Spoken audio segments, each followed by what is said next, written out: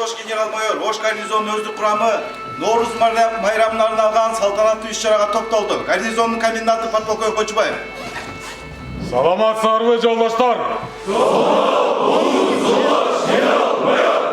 2023 жылдын 17 март күнү Ош гарнизондук офицерлер үйүнүн концерттик залында Ош гарнизонунда жайгашкан аскер бөлүктөрдүн аскер кызматкерлери жана жоокерлери үчүн Нооруз майрамына карата концерттик иш-чара өткөрүлдү.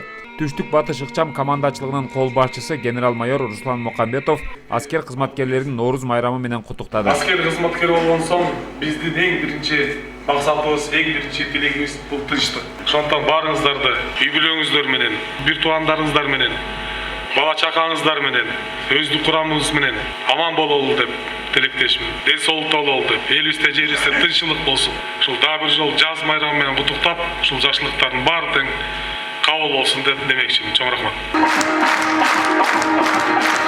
Концерттин жүрүшүндө Ниязалы Борошов атындагы Ош мамлекеттик музыкалык окуу жайынын Кыргыз эл аспаптар оркестри жана Ош шаардык маданият башкармалыгынын Улуу Мурас этнографиялык ансамблинин чыгармачыл жамааты гарнизондук офицерлер үйүнүн кызматкерлери менен биргеликте жандуу концерт коюшту.